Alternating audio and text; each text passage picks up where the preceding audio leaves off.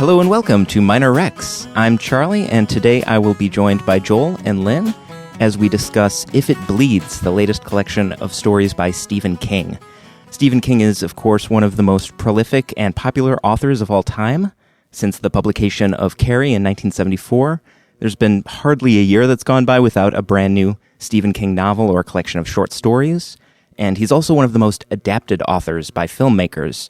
His books and stories have inspired a lot of movies, classics like The Shining and Shawshank Redemption and Stand By Me, The Green Mile, to name but a few. He's actually also written one of my favorite nonfiction books about creativity, 2000's On Writing. But primarily, he's known as a horror author with an uncanny knack for zeroing in on our deepest unspoken fears and then building a world where those fears are the reality. His most recent book is a collection of 4 short stories called If It Bleeds. And on this episode, we'll be talking about that collection, as well as our own interactions with the works of Stephen King over the years. So I'll open it up to you guys. What's your first memory of the works of Stephen King? Well, the first book of his that I read was Salem's Lot, which scared the daylights out of me. And created images that have stayed with me until today. I think I probably read that when I was, 12. And I can still imagine floating vampires coming from across town towards me. Really spooky, really effective, but also beautiful. And so I was drawn to a lot of his other books as well. Yeah, that's a very impressionable age to start. Yes. I remember dabbling in Stephen King and books out of my dad's personal, it was actually he was a history teacher, out of his classroom library, and I would just read a little bit here and there. But in 8th grade, I didn't have a book for what we had called sustained silent reading. And so a friend of mine lent me one of her extra books, which is Pet Sematary, and I ended up asking if I could borrow it. I remember I finished it. I think it was on Halloween, and my parents were out of the house, and it was a dark and stormy night, and it was like just a perfect confluence. And I was like, this is a level of fear I have never encountered from a book, and this is awesome. Over the years, I've just enjoyed, Charlie, as you put it, just him identifying an unspoken fear, kind of inserting a little bit of a wedge in there and just like driving it into a gaping crack, and having it just kind of make you look over your shoulder, even though he just sticks in your head. Yeah. His writing. And it's become a little bit kind of political recently, but I'm able to look past that and to be able to get to, the classic Stephen King that still exists within his work, which is great. Yeah, I would agree. I think that there's a different slant to his writing nowadays. But I don't know. I turn to my favorites. I reread them pretty often when I need to lose myself in another world. The Stand is one of my I think I've read it 5 or 6 times because it's epic and it's all-encompassing, and there's kindness and warmth in the midst of horror. And that is one of his most appealing qualities to me as a writer, is that he uses regular people and regular people who have the seeds of both nastiness and evil, but also joy and kindness in them. And there's a lot of that in this last set of stories, I think. So I appreciated that. I definitely agree with that. I think that one general thing I can say about his works over time is that no matter how implausible the scenarios he presents can be, his writing style is always very true to life and matter of fact. Like, he's a really great observer of human nature and culture, especially American culture. And so he's great at describing a world that's familiar to us, inhabited by characters that we can identify with, so that when things start getting weird, it hits that much harder because we're already comfortable with the world we're reading about. So maybe it's just him lulling us into a false sense of security. Yeah, right. I imagine that he has this huge notebook, and Stephen, if you're listening, let us know, please, if this is true or not. But he has this huge notebook of observations that he'll encounter at maybe a rest stop or something while traveling, and he'll see a T-shirt or a bumper sticker. He's like, oh, that's got to go into a book, and he'll record it because he has to, because he always has these really off the wall so strange they have to be true slogans or sayings, and also a very keen sense of music. It's always evident how much he loves music by his including of lyrics in the title and before chapters or something like that too. So you're right. It lends to a very comforting, the person sitting next to you kind of style, but then weird things start happening to that person sitting next to you, and then you're off to the races. So yeah. Does anybody know this GIF from the movie? What's the Quentin Tarantino movie that just came out with Leonardo DiCaprio? Once Upon a Time in Hollywood? Yeah. There's a GIF of Leonardo DiCaprio pointing at a TV that's become a meme on the internet recently, where anytime someone sees something in culture that they recognize, and a lot of times in the book, If It Bleeds, Stephen King's use of proper nouns made me think of that GIF. Just, there's a reference to the Dave Clark 5 or the Bobby Fuller 4 or Enya or Yes. apps that are on my phone. Mm-hmm. He's interacting with the same world that we are, and that brings it all together. Right. Which is great because that's like the popular side of the popular fiction, right? Yeah. But as Lynne referenced earlier, the deep human nature recognition that existed in The Stand, and we've talked about it, I think, before with It. Yeah. To me, it's one of the greatest novels ever written, not because it took me 2 years to read it, but it, on again, off again. But really, it's one of the great novels of coming of age, of being a kid, but recognizing adult things, maybe possibly before your time, but also as an adult, recognizing the magic of childhood and what existed there that cannot exist anymore. And, is there a way to possibly preserve that? There's some true heartbreaking moments related to those ideas in It. Beyond the horror of It, there is just some, like the friendship that's formed and different relationships that are formed that are just really, they help carry that novel so far beyond just the straight horror of the novel. That's true. And that novel stays with you in a way that some of his more straightforward horror novels might not. Mm-hmm. Those characters stay with you and you see them in people that you meet. Yeah, that was one of my favorites. I think I wrote a bad paper about that in college once because I loved it so much and felt like it should be included in works that we study. Mm-hmm. That one is one where you feel the evil in the world he presents in the outside, but you also feel those shadows of evil in people. Mm-hmm. That's really scary, right? Yeah. Yeah, there's often times where the evil exists more in the humans that are caring for these kids rather than the monster itself. Exactly. And I actually have a quote from Stephen King that's possibly relevant to this. He was just on Fresh Air with Terry Gross a couple months ago talking about the new book, and he said something really interesting about how he sees himself as a writer. He said, "People can call me a horror writer if they want to, as long as the checks don't bounce. I'm happy with that. But I think I do a lot more. I'm interested in the mystery of what we are and what we're capable of doing." And I think that sort of brings to mind this humanistic element to Stephen King's writing. Like, he's not a gore hound. He's not sadistic or nihilistic, like some horror authors can be. But he does explore how human beings can contain the possibility of either good or evil. Mm-hmm. And where does the evil come from? Yeah. And just the fact that over decades he's been able to find new shadows and creases in that idea. It's remarkable how prolific he's been. I'm always fascinated by artists who do the thing that they do for so long. Mm-hmm. Like, I would imagine that the ability to consistently find and follow and develop your inspiration, it's difficult for a young writer, but it probably becomes harder and harder the more you keep doing it. The inclination to, some people would just say, I've done enough. I'm going to sit back, sip my lemonade and just watch life go by, but other people just put their nose back to the grindstone and do stuff. And sure, it might be easier to write now when you have, publishers. If you're Stephen King, I'm sure they're just rolling out the red carpet for him. Mm. But at the same point, it's still work. Yeah. It's still putting stuff down. So I'm sure there's a fair amount of ritual to it. Like, I think I read that he forces himself to write at least 2,000 words every day. Wow. Whether he uses it or not, it's just, keeping the muscle active. Right.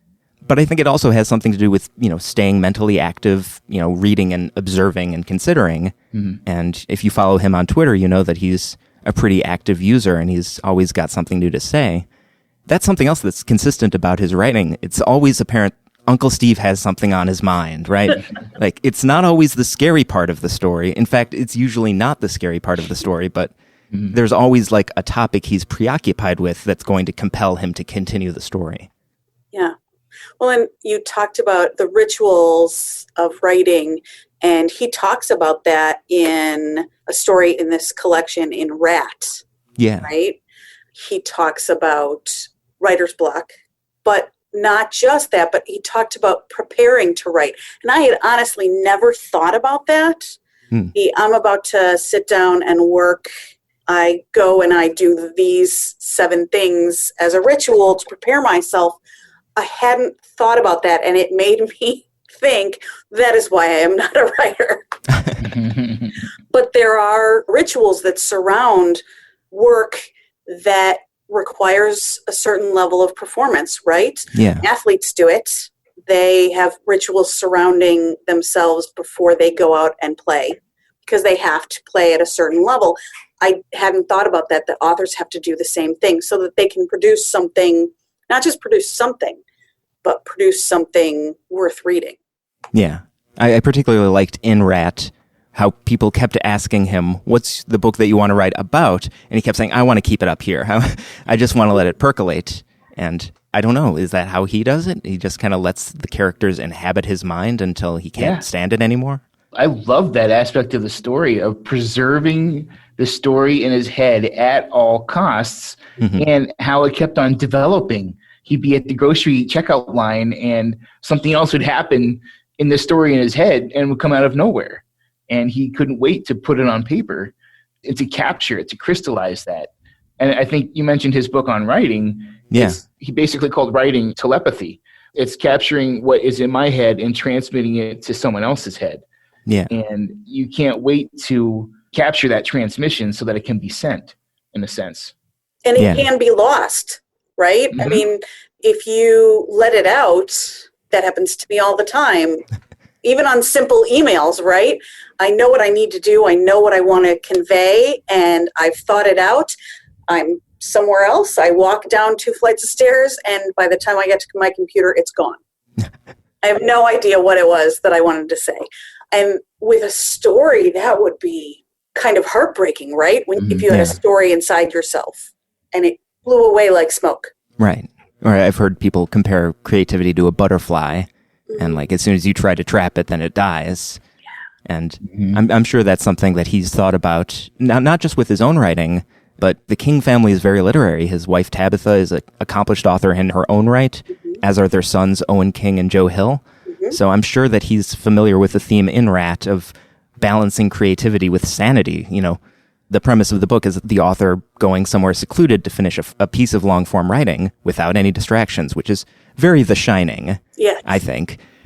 But, it doesn't take a huge leap of imagination to assume there's some parallels between, I guess, his own struggles about being a prolific author and also, not going crazy and doing dangerous things in front of the people you love. And on writing, he talks very candidly about his own struggles with addiction and like his family's intervention trying to stop him. Creative people, they've got this fire in them, and sometimes they try to get it out in unhealthy ways. Right. And I think that he's very familiar with that. And it's really interesting when he writes in a sort of autobiographical way about it. Yeah.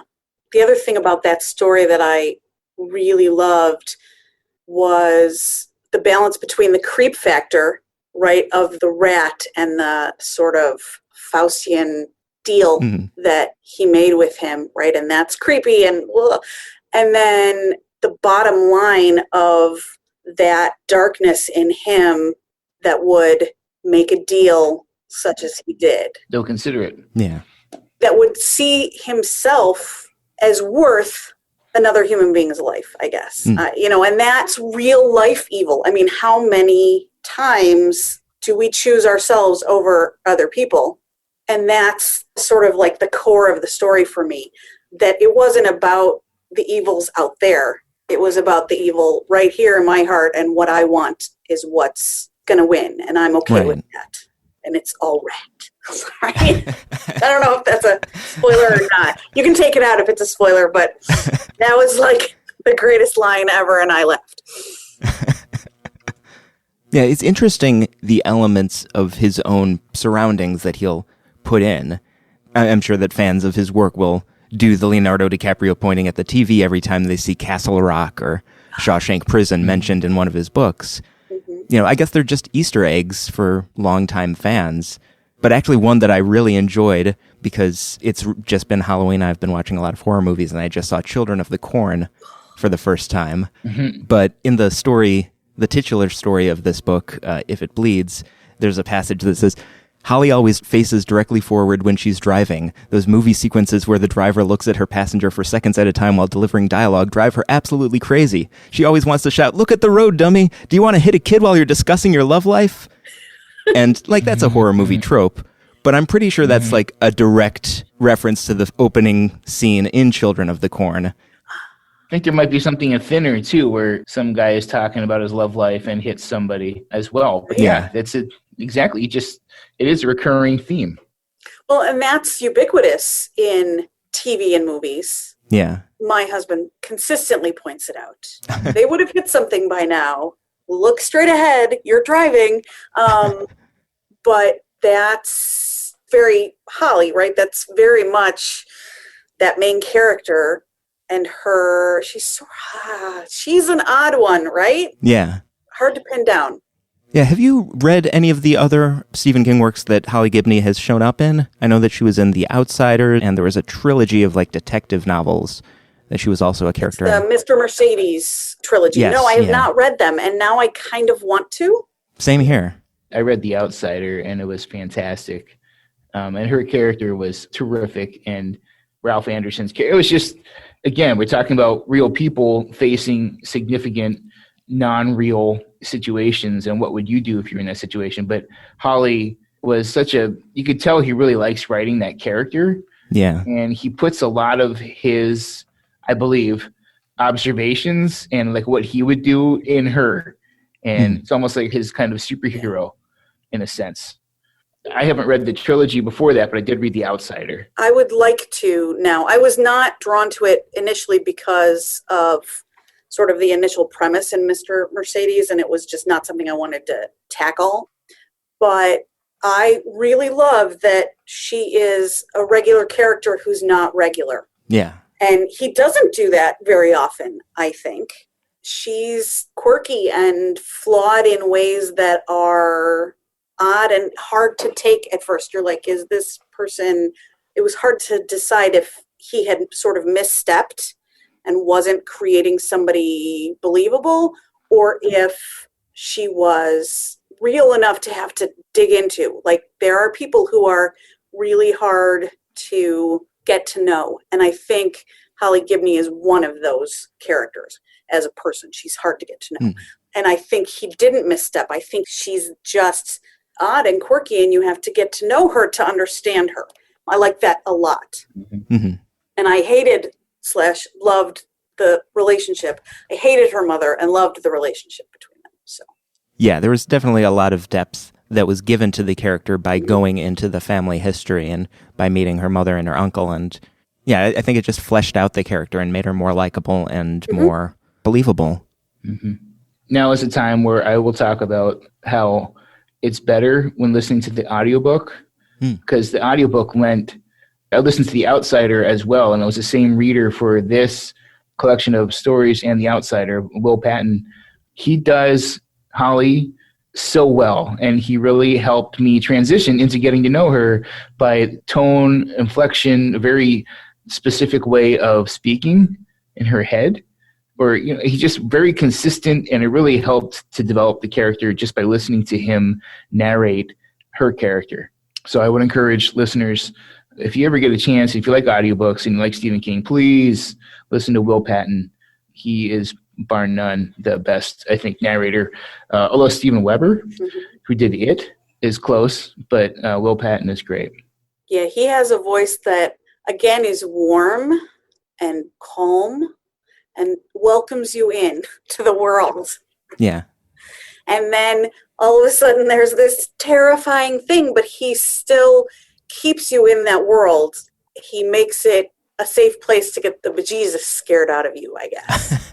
He really places you in that moment, too. Yes, very much so. With the immediacy, yes. I read, and I'm not going to be able to come up with the title because that's who I am. I listened to the sequel to The Shining. Dr. Sleep. Yes, Dr. Sleep. And I listened to Will Patton's narration of that, and it was amazing. Mm-hmm. He slows down at some really key points, really, really climactic moments. Mm-hmm. And that is really cool to be able to kind of savor the drama and intensity and the creep factor even more. Yeah. He's not racing towards the end. No, he takes his time, and it's a craft. It's an art form. Yeah. For him. And he's very good at it. I would also like to mention that you mentioned the mother relationship and her uncle with Holly Gibney. There's the theme throughout at least 3 of the 4 components have multi-generational interaction, and there's the theme of connecting with an older generation. Oh, yeah.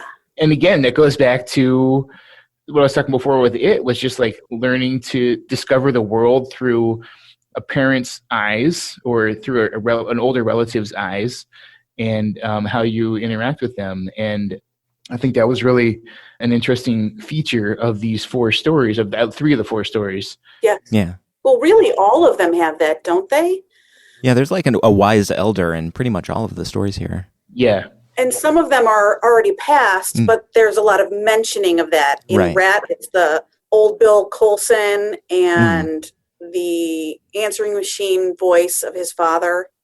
Wow, I had not put that together, and that adds a layer of, I don't know, I guess, interest to this. Mm-hmm. Meaning, maybe. Bubby and Zadie in The Life of Chuck were wonderful characters. Yeah. Yeah. That was a weird one. That was a weird story. That was a beautiful story. Yeah, I really like that one. Because it definitely seemed like a departure. I don't know how often Stephen King has done nonlinear narratives. Mm-hmm. In this case, a story in 3 acts told in reverse chronological order.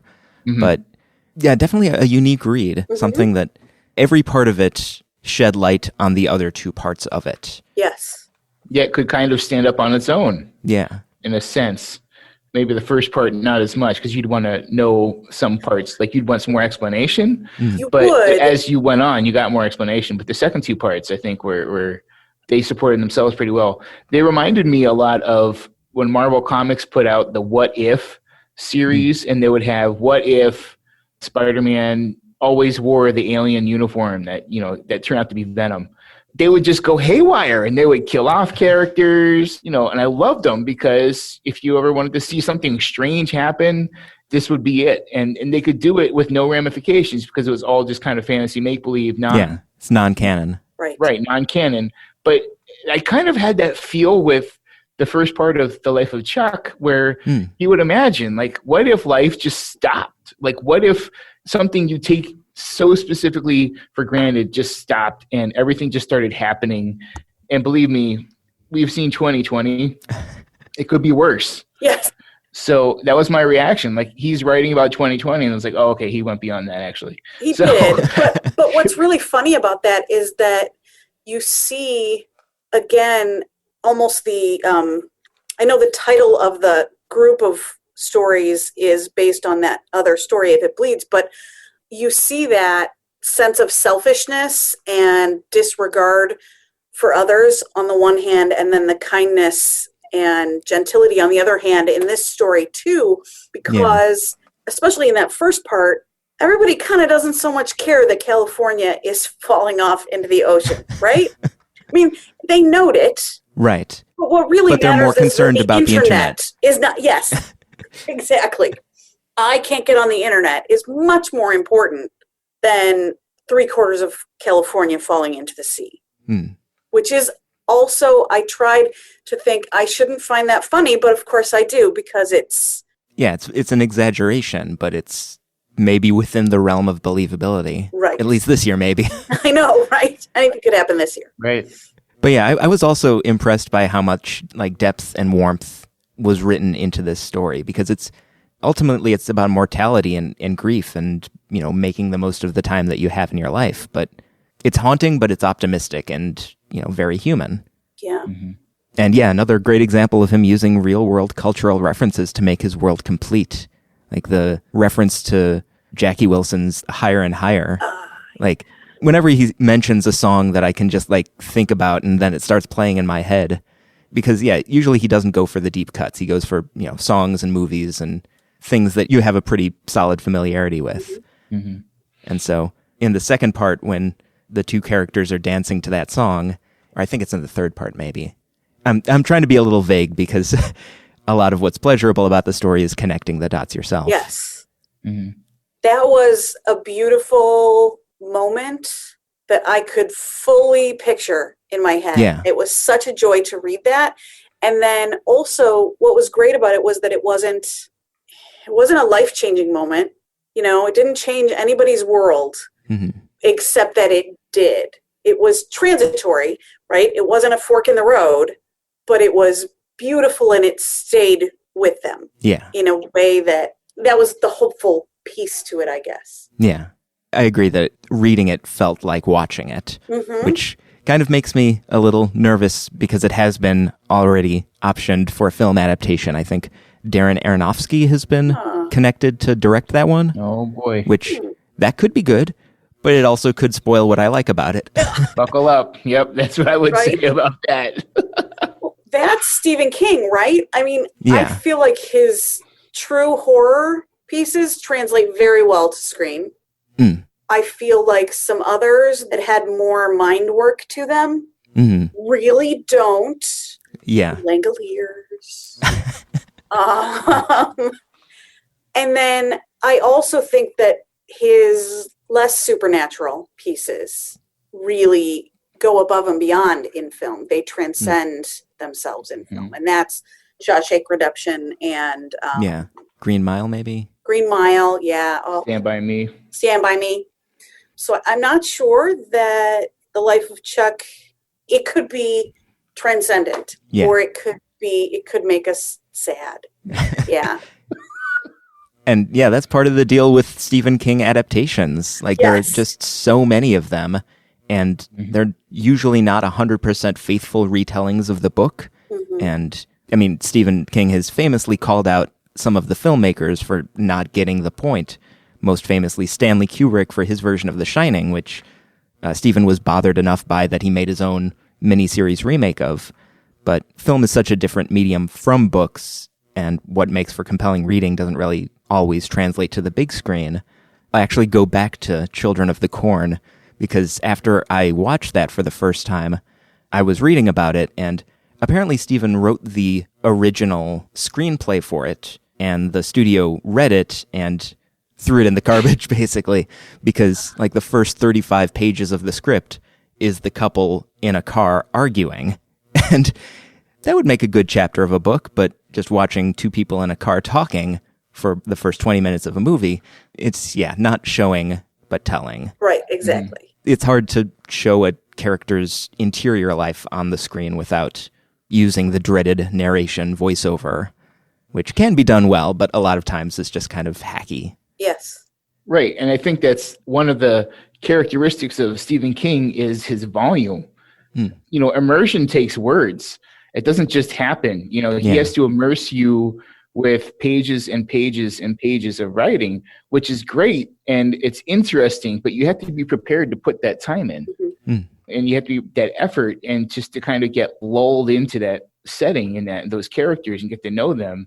Whereas film and TV series, they don't operate that way. No. They want to show you in 3 shots what it might take Stephen King a chapter or two to develop. Right. That's why I don't watch horror films.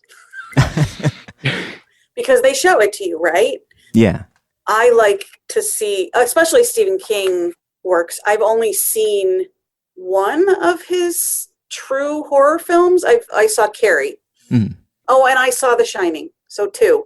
But I've read many, many of his books, and that's because I can mostly control that in my head. I can control those images in my head. With a book, in a way that, when they splash it on the screen, it's there. That's what it looks like. Yeah. Splash is definitely the verb with Carrie. Yeah, right. There wasn't a lot of spook factor or a lot of splashy spook factor in this set of stories, If It Bleeds, but I don't know, did they feel more like ghost stories? Not the title story, but the other ones felt more like ghost stories to me. Yeah, I could see that. Yeah, there weren't a whole lot of jump scares. It was more of like an unease baked into the narrative. Yeah, the ghost in the machine and the creepy phone calls and and rats are just always creepy. I spent a lot of time near a graveyard cemetery when I was a kid. The church I went to had one adjacent to it.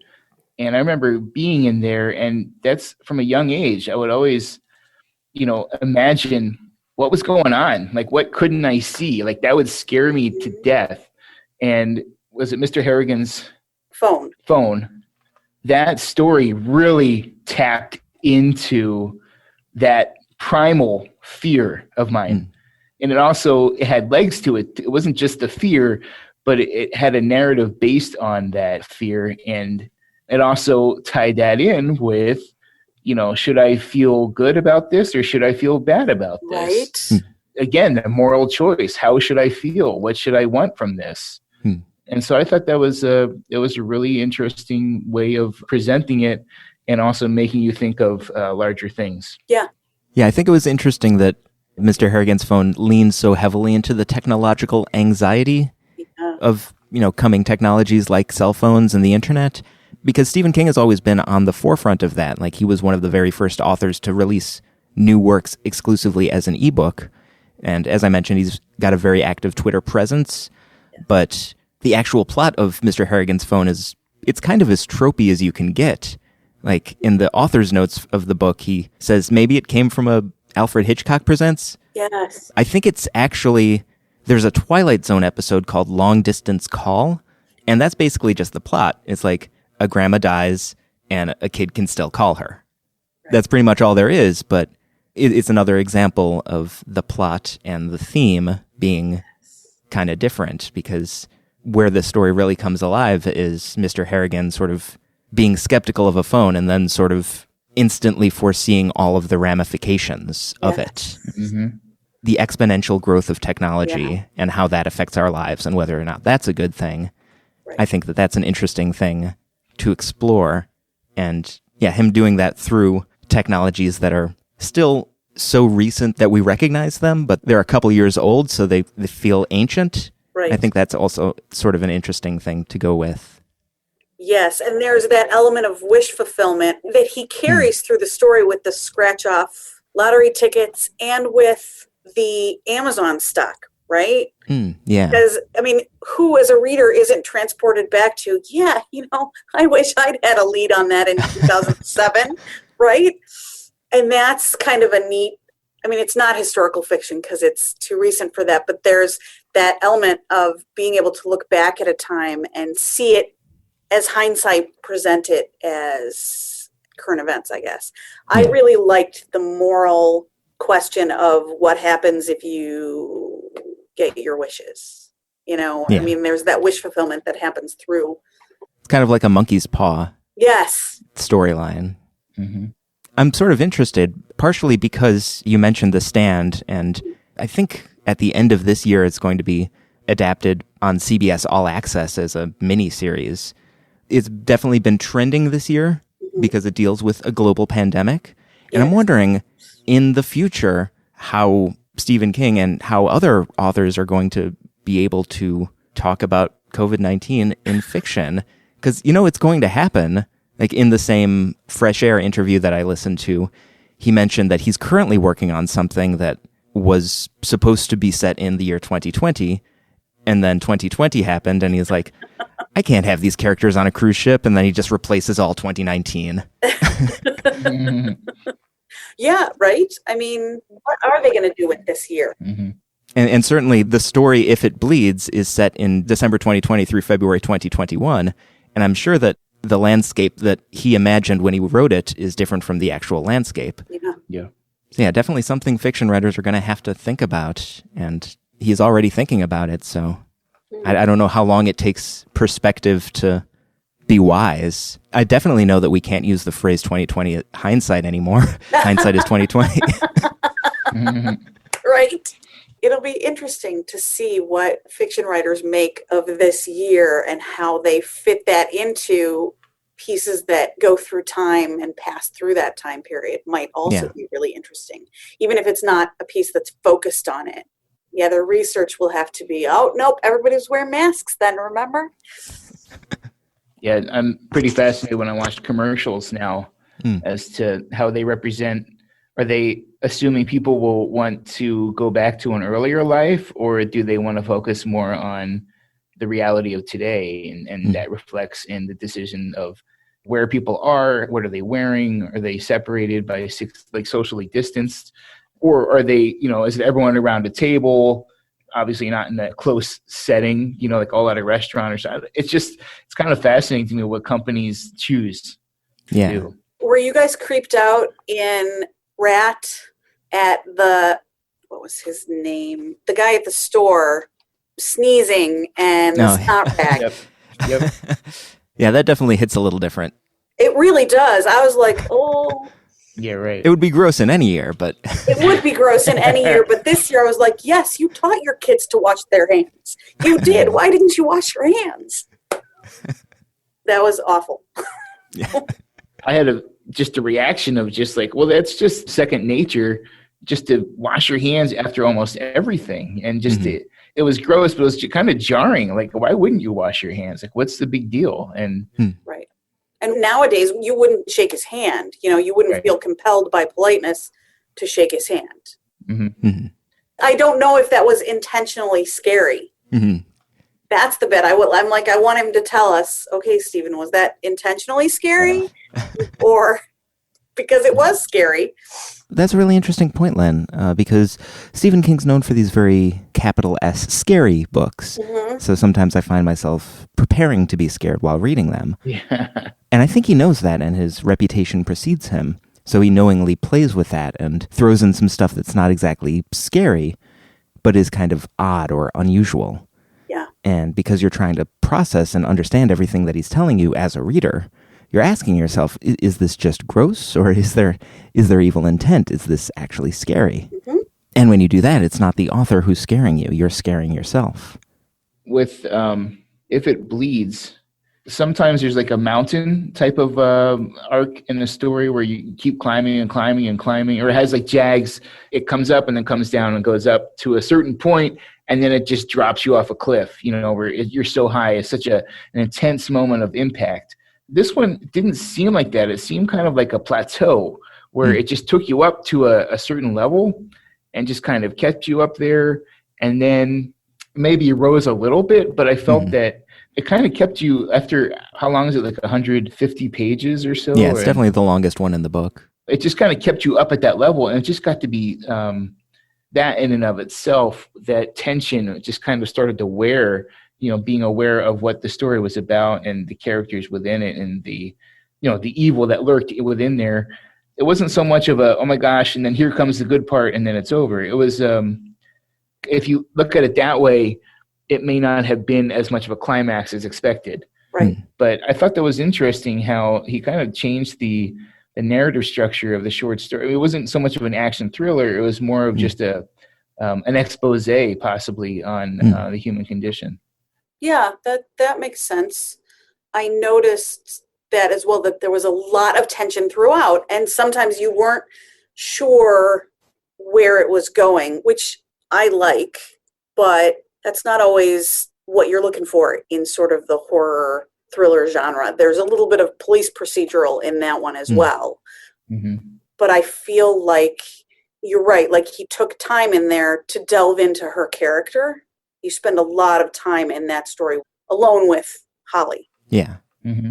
That was an interesting one. It wasn't my favorite, but it still made me want to learn more about her. Yeah. She was a favorite character. Right, and what she was chasing. Yes. Oh. What she was discovering. And there's more of that in the other stories, obviously. But right, because the idea of the outsider is present in all of them, isn't it? I think so. I'm not sure, but I haven't read Mr. and Mercedes or that trilogy, but The Outsider, there was definitely a variation. Okay. But it was interestingly different. It wasn't the same thing over again. There were a few different elements that were different characteristics and therefore different ways of interacting with it. Okay.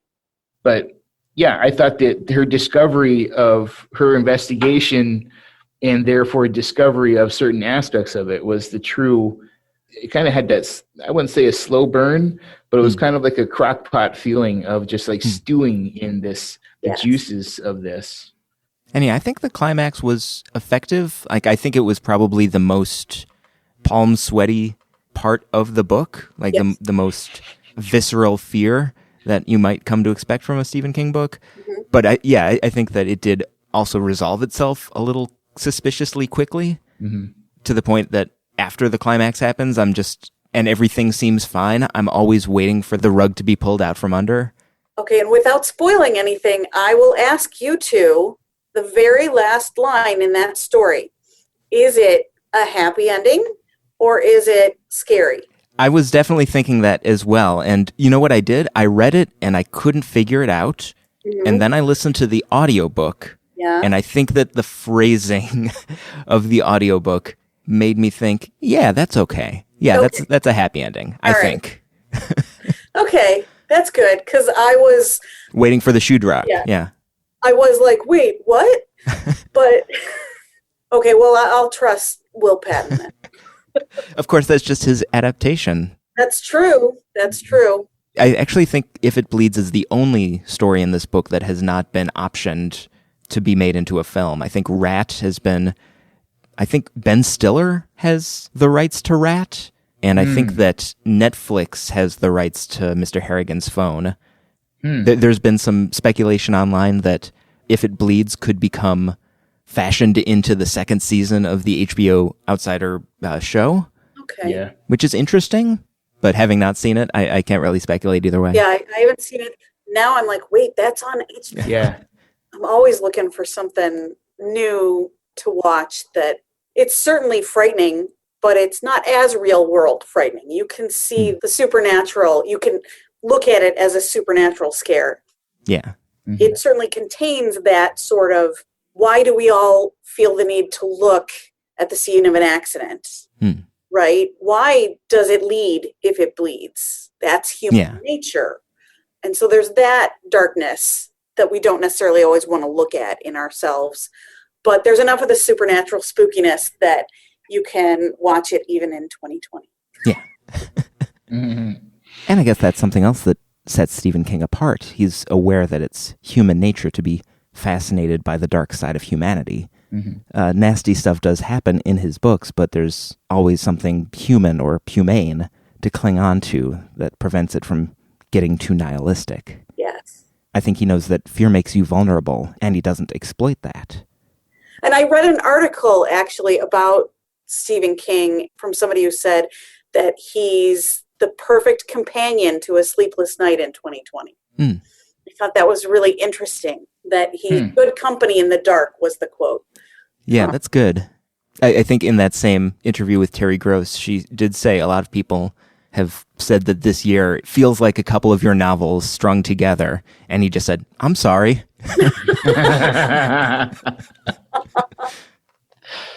Yeah. Well, here at the library, we have no shortage of items with Stephen King's name on the cover, whether they're novels, collections of short stories, film adaptations, graphic novels, you name it. We also have plenty of ebooks and e-audiobooks written by Stephen King that you can read or listen to on your computer, phone, tablet, or e-reader. You can find If It Bleeds on Overdrive, and Hoopla also has a pretty good selection of audiobooks and movies, including the first 2 seasons of the Mr. Mercedes TV show.